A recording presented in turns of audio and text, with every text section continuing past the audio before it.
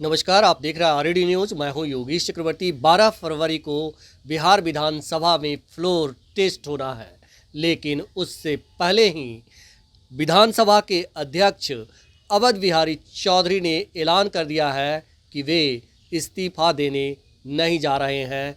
मतलब कि बिहार की राजनीति कहीं ना कहीं खेला होने की ओर बढ़ रही है।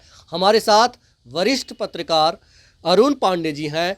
आइए उनसे समझते हैं कि अगर बिहार विधानसभा के स्पीकर अवध बिहारी चौधरी इस्तीफा नहीं देते हैं तो किस तरह का संकट का सामना नीतीश सरकार को करना पड़ेगा। सर, क्या कुछ होगा? देखिए, 12 फरवरी को बिहार के असेंबली के लिए बिहार विधानमंडल के 3 महत्वपूर्ण कार्यसूची है। अब ये साल 2024 का ये फरवरी में पहली सीटिंग होगी 12 फरवरी को। तो कॉन्स्टिट्यूशनल डिमांड है कि जब भी किसी साल में कोई जो पहली सीटिंग होती है वो राज्यपाल के अभिभाषण से उसकी शुरुआत होती है, तो वो तो आपको करना पड़ेगा। राज्यपाल बिहार विधानमंडल के दोनों सदनों के सदस्यों को, जो जिसको आप उनका अभिभाषण कहते हैं, वो सेंट्रल हॉल में जो नवनिर्मित हॉल बना है उसमें उनका संबोधन होगा। और उसके बाद फिर दोनों हाउस अलग अलग अपने अपने सदन में वो असेंबल होगी। और उसमें जो कार्यसूची है उसमें स्पीकर के खिलाफ, जो आपने भूमिका में बात कही है कि स्पीकर के खिलाफ नो कॉन्फिडेंस मोशन नोटिस लाने की सूचना दे दी गई है सत्तारूढ़ दल की ओर से, तो वो सूची में पहले लिस्टेड होगी। और स्पीकर ने कह दिया कि अब हम तो इस्तीफा नहीं देंगे। स्पष्ट हो गया है, इससे सत्तारूढ़ दल में बेचैनी बढ़ना स्वाभाविक है। इसलिए कि सत्तारूढ़ दल को तो एक पॉलिटिकल टैक्ट होता है कि जब इस तरह से राजनीतिक उथल पुथल होती है तो संख्या बल का खेल है। असेंबली में संख्या बल के हिसाब से राज्यपाल के यहाँ 78 सदस्यों वाली बीजेपी ने जब सपोर्ट कर दिया 45 सदस्यों वाले जदयू को, 4 हम के 1 निर्दलीय का, 128 के संख्या बल को सभी दलों के नेताओं की ओर से जो विधायकों का समर्थन का पद था, उस राज्यपाल ने सरकार बनाने का न्योता दे दिया। और मुख्यमंत्री 9वीं बार शपथ ले ली, उनके साथ 8 मंत्री ने शपथ ली। अब जब हाउस बुलाया गया तो उसमें उसी दिन लगे हाथ उसी संख्या बल के आधार पर सत्तारूढ़ दल की ओर से स्पीकर को हटाने के लिए नोटिस लाने की सूचना दे दी गई। वो 14वां दिन आना है, वो नियम बना हुआ है। जी।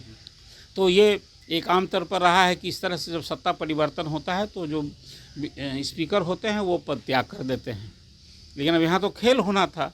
तेजस्वी ने जो बात कही थी कि अभी खेल बाकी है, अब वो सचमुच खेल अब बाकी ही नहीं था, खेल होना दिख रहा है। इसलिए कि स्पीकर ने जब खुला ऐलान कर दिया है कि वो इस्तीफा नहीं देंगे और जो नियम प्रक्रिया है उसके हिसाब से जो उन्हें दायित्व मिला है उसका वो संपादन करेंगे। तो 12 फरवरी को जब हाउस असेंबल होगी तो स्पीकर के बाद वो चेयर पर जब आएंगे तो जो नोटिस आई है, एक बात और उन्हें बहुत हैरानी भरी बात आज कही है कि जो उनके खिलाफ नोटिस आई है वो तो आज उन्हें ये मालूम हुआ है कि उनके खिलाफ नोटिस है। लेकिन यह भी उन्होंने कहा है कि 12 फरवरी को इस पर इसका निदान और निष्पादन होगा। तो 12 फरवरी को हाउस में यदि वो नोटिस टेबल्ड होगा और उसमें 38 सदस्य यदि खड़े होकर उसका समर्थन कर देंगे तो हाउस में विचार का वो प्रस्ताव हो जाएगा। ऐसी स्थिति में फिर स्पीकर उस कुर्सी पर नहीं रह जाएंगे और डिप्टी स्पीकर संचालन करेंगे। और सबसे पहले उस नोटिस पर जो राय परामर्श होगा, घंटा 2 घंटा के लिए वो विमर्श तय हो सकता है और उस विमर्श में स्पीकर को भी अपना पक्ष रखने का अधिकार होगा। लेकिन ये सब कुछ तो खेल होगा संख्या बल का ना। मुझे लगता है कि यदि सचमुच राजद की ओर से कोई खेल हो रहा है और उसमें यदि सफल हो गए हैं तो उसका पहला एहसास हो जाएगा आपको सेंट्रल हॉल में, जबकि संभव हो सत्तारूढ़ दल के जो विधायक यदि अनुपस्थित रहे और 6 ही विधायक से 122 का जादुई आंकड़ा होता है तो उसमें जो 7 विधायक अनुपस्थित रहे तो खेल वहीं दिखेगा। नीतीश कुमार को अपनी राजनीतिक जमीन खिसक गई है ऐसा आभास वहीं हो जाएगा। जब ऐसी स्थिति में नीतीश कुमार फिर विधानसभा थोड़े आएंगे, तब तो उनको राजभवन जाना होगा। राजभवन जाकर वो इस्तीफा सौंपना होगा उनको। मतलब इस्तीफा देंगे नीतीश कुमार वैसी स्थिति में, और उनके पास दूसरा क्या रास्ता? क्या नहीं, इस्तीफा देंगे ही नहीं, सिर्फ वो इस्तीफा नहीं देंगे तब नौबत वैसी आ जाएगी, तब वो कैबिनेट बुला करके विधानसभा भंग हो जा सकती है। तब तक जब तक कि वो कैबिनेट है यदि, तो कैबिनेट को फुल फ्लेज, इसलिए कि उसके लिए बहुमत का तो अभी कोई टेस्ट हुआ नहीं है। बहुमत का टेस्ट हाउस में होता है और वो सरकार यदि सिफारिश कर देगी कि यहाँ हम हाउस में विश्वास मत नहीं लेकिन हम विधानसभा भंग करेंगे, तो राज्यपाल के सामने वो विचार का विषय वो हो जाएगा, विधानसभा भंग हो जा सकती है। जी जी जी। यही स्थिति हो जाएगी, तब तो फिर वो विश्वास मत का और स्पीकर को हटाने की जो प्रक्रिया होगी वो यहाँ आए हुए वो करना पड़ेगा उनको। इसलिए मैंने आपसे कहा कि ये सब कुछ सेंट्रल हॉल में ही तय हो जाएगा। लगे हाथ एक यह भी चर्चा है कि सत्तारूढ़ दल भी बैठा नहीं है, सत्तारूढ़ दल भी कहीं ना कहीं आप जो सवाल करेंगे, तो इसलिए मैंने समग्रता में ये बात आपसे कहना मुनासिब समझता हूँ कि सत्तारूढ़ दल भी बैठा नहीं है। वो भी तो सत्तारूढ़ दल भी तो विपक्ष में कहीं ना कहीं विधायकों को साधने का, पटाने का और उसको कहीं नज़दीक संपर्क साधने की कोशिश कर ही रहा होगा। ये बात मैं मानता हूँ कि सत्तारूढ़ दल के कई विधायकों से मेरी खुद भी बात हुई। कई लोग, मैंने दर्जन भर विधायक बड़े भारी असंतुष्ट हैं। वो खुद उनकी अपनी उपेक्षा को लेकर असंतुष्ट हैं। 2-3 विधायक तो लोकसभा का चुनाव लड़ना चाहते हैं। वो तो कह रहे हैं कि अब क्या बचा है, अब तो ये अभी अगले महीने चुनाव की घोषणा हो जाएगी, तो हम दूसरे दल से लड़ेंगे तो हमें तो ऐसे भी पद छोड़ना होगा, इस विधायकी छोड़नी होगी। ऐसे भी विधायक हैं।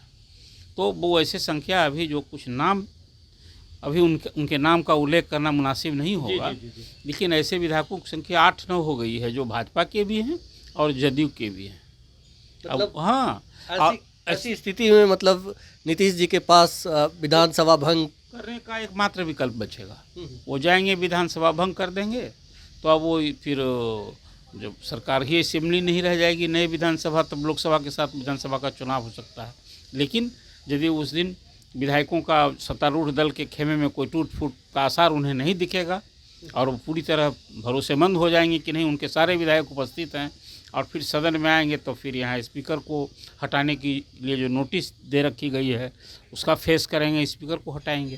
सर, डिप्टी स्पीकर जो हैं महेश्वर हजारी, उनका कहना है कि अवध बिहारी चौधरी जो है समाजवादी नेता है और एक संवैधानिक पद पे हैं, जो वो जिस तरह का बयान दे रहे हैं उनसे इस तरह की बयान की अपेक्षा नहीं की जा रही थी और वो हम लोग मान रहे थे कि सीधे तरह से इस्तीफा दे देंगे, लेकिन अगर ऐसा कह रहे हैं तो गैर संवैधानिक काम कर रहे हैं। देखिए राजद, वो अवध बिहारी चौधरी अंततः एक दल से जुड़े हैं ना, संवैधानिक पद पर आ गए हैं, इसलिए अभी दलीय प्रतिबद्धता जो है, दल का सदस्य नहीं रह जाता है स्पीकर बनने के बाद।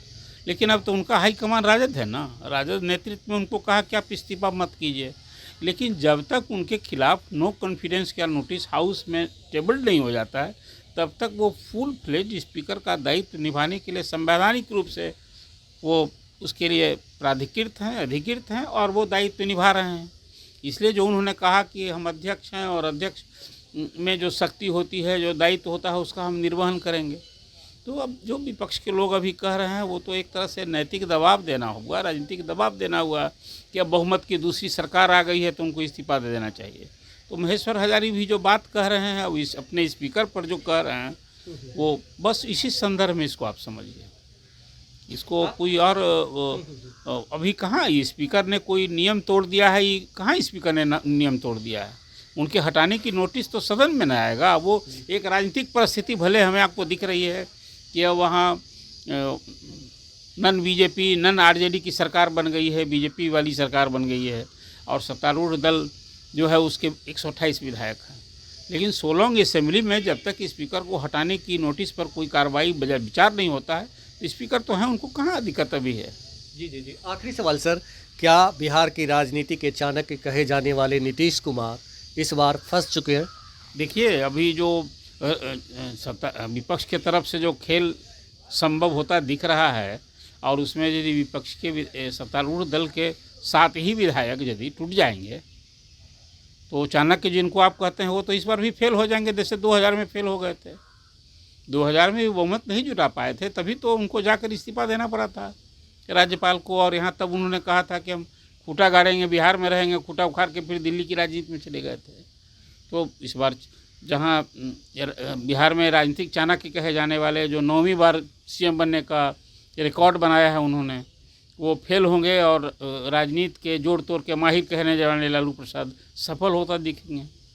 इसलिए जो परिस्थिति, लेकिन फिर मैं ये बात कहता हूँ, जो एक अभी माहौल बन गया है, पूरी तरह सस्पेंस कायम है और सभी दल, अब तो राजद के भी विधायकों को भी सहेजने समेटने के लिए, सब पर वो एकजुट रहने के लिए, तो लालू जी ने अपने घर बैठक बुलाकर लोगों को कहा कि सबको एकजुट रहना है, एक साथ रहना है। ये संदेश भी कहीं यही था। कहीं सत्तारूढ़ दल की ओर से किसी को लोभ, प्रलोभन, दबाव, किसी तरह की बात हो तो पार्टी पूरी तरह तैयार होगी। तो इसलिए राजद भी अपने विधायकों पर चौकस है, और कांग्रेस तो पहले ही सचेत हो गई। आपने देखा कि कांग्रेस तो अपने विधायकों को लेकर अब हैदराबाद में कैंप करा रही है। उसकी दो वजह हैं, मैं मानता हूँ। एक तो खुद प्रदेश अध्यक्ष अखिलेश प्रसाद सिंह, उनका खुद का चुनाव है राज्यसभा का, उसी समय 8 तारीख से लेकर 15 तारीख तक नॉमिनेशन होना है, 27 फरवरी को चुनाव होने हैं 6 सीटों के लिए। तो वो अपने 19 विधायक को एकजुट नहीं रख पाएंगे, उसमें कहीं टूट फूट हो जाएगी। तो फिर राजद से या वाम दल के विधायकों के सपोर्ट जो उनको 35 वोट चाहिए, तो इसलिए अपने विधायकों को एकजुट करने के लिए भी वहाँ रखे हैं। और फिर कहीं विपक्ष, सत्तारूढ़ दल जो है कोई कांग्रेस में ना खेल कर दे, ताकि वो विश्वास मत लेने वाली सरकार जो है वो अब तो चाहेगी ना कि अतिरिक्त 6 वोट हैं बहुमत से अधिक, तो और अधिक उनके संख्या मिले तो तोड़ने की कोशिश करेंगे। और 19 विधायक हैं तो 2/3 मैंने 13 ही तोड़ने से, वहाँ जो छोटा ग्रुप होता है ना उसको तोड़ना, तभी तो चर्चा हो रही थी जीताराम मांझी के बारे में कि क्या वो पाला बदलेंगे, इधर जाएंगे। लेकिन देखिए, जीताराम मांझी ने जो बात की थी वो नाराज़गी की बात की थी। अब उनके सुपुत्र बेटे जो हैं वो मंत्री हैं, वो 2 मंत्री के 2 पद मांग रहे हैं, एक बड़ा विभाग मांग रहे हैं। ये कोई अब तो बीजेपी को देना है, वो बीजेपी के अभी कोटे में है अभी वो उनके ज़्यादा, इसलिए कि जदयू ने तो उनको कहा था, याद होगा आपको, कि भाई आप दल का विलय कराओ, तो विलय करने को तैयार नहीं हो तो बेटा से इस्तीफा करा दिया, उन्होंने नाता तोड़ लिया। ये कुल मिला के मुझे लगता है कि 12 फरवरी को कोई राजनीतिक खेल हो सकता है। इससे अभी संभावना से अब इनकार नहीं किया जा सकता। और इसका परिणाम ये भी हो सकता है कि सीएम नीतीश विधानसभा को भंग करने की सिफारिश कर दे, लेकिन ये स्थिति तभी पैदा होगी जब वे विधानसभा में बहुमत साबित नहीं कर पाएंगे। अभी फिलहाल बिहार की स्थिति का आकलन कर लें पहले में, उन्हें पहले ही ये पूर्वाभास हो जाएगा कि हाउस में वो बहुमत नहीं जुटा पाएंगे, तो यहाँ आने की बजाय वो राजभवन चले जाएंगे, अपनी कैबिनेट बुलाएंगे और विधानसभा भंग करने की सिफारिश करेंगे। तब लोकसभा और विधानसभा का चुनाव साफ हो सकता है। वो नौबत तब होगी, पहले उन्हें ये आभास हो जाएगा कि उनके विधायकों में टूट फूट हो गई है और वो 128 जो अभी बहुमत है, 122 का जादू आंकड़ा वो नहीं जुटा पाएंगे। जी बिल्कुल। तो फिलहाल बिहार की राजनीति में सस्पेंस का माहौल है, और एक ऐसा सस्पेंस क्रिएट हुआ है जिससे यही कहा जा सकता है कि कुछ भी 12 फरवरी को हो सकता है, क्योंकि कोई भी दल हाथ पर हाथ धरे बैठा हुआ नहीं है। सीएम नीतीश का निगेटिव पक्ष ये है कि वो अब तक 9 बार पाला बदल चुके हैं। ऐसे में उनके कई विधायक ये कह रहे हैं कि हम पाला बदलकर अगर कोई पद और लोकसभा का चुनाव लड़ ले तो इसमें क्या गलत है।